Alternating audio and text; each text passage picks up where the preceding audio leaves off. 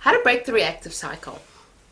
And can that actually be broken? Is there something that should be broken? I know it's kind of a crazy question because a lot of people ask me, what actually is the reactive cycle, and like, what is this going on? Is this something they should be talking about or thinking? So how do you change your reactive cycle? What is it? Well, before I get into that, for those of you who don't know, I'm Cindy. I am a spiritual coach, a clairvoyant, and an energy healer. And my mission is really just to help people like yourself on this journey of awakening, spiritual development, and just helping you along that way. So, regarding the reactive cycle, let me tell you a little bit of a story. For those of you who don't know, I've got kids, and sometimes, they drive you up the wall. Love them dearly, but like really, they drive me nuts. And what the reactive cycle is actually all about, when you have, think about it, when you have that favorite like glass or vase and your kid drops it. I'm gonna put a caveat in there. 9 times out of 10, any parent is gonna go, ah! And like, you hit that stress and they were going, what the blah blah blah did you just do? That is actually the reactive cycle. It is our natural default state that we go into when a situation happens. And when we look at whether it's manifesting, spiritual awakening, self-development, it's actually looking at changing how we react to a certain situation and going from a place of starting off negative to looking, assessing, and actually evaluating the situation for what it is. And I know it may sound difficult, like, oh, but I've got to react immediately. And no, you don't.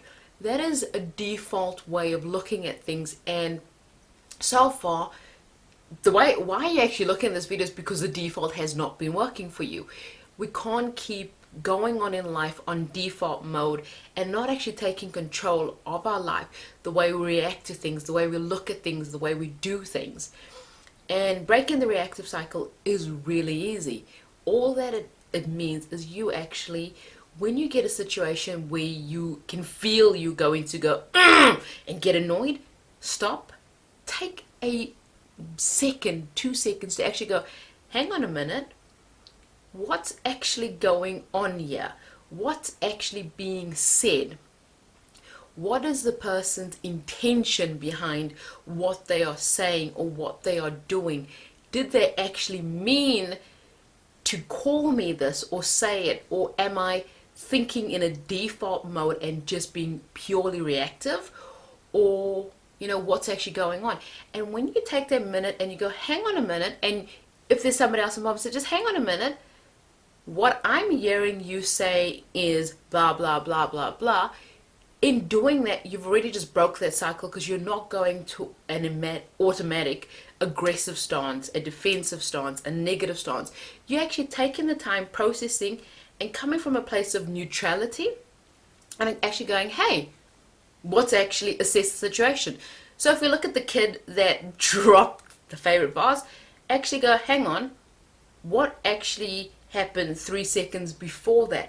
Was it an accident? Were they just passing by? What was actually going on? Instead of going on the how dare you do that, are you XYZ kind of a thing. Because we've all been there, we've all been periods where you just instinctively go and you go into panic stress mode. But when you start practicing taking the time to actually look at how you react to a situation, what you're doing, it actually has such a spill-on effect in everything else that you do in your life, because you no longer are coming from a default place. You're actually controlling your emotions, you're controlling your thought, you're controlling your actions. You're taking back control of your life and no longer living in a reactive state.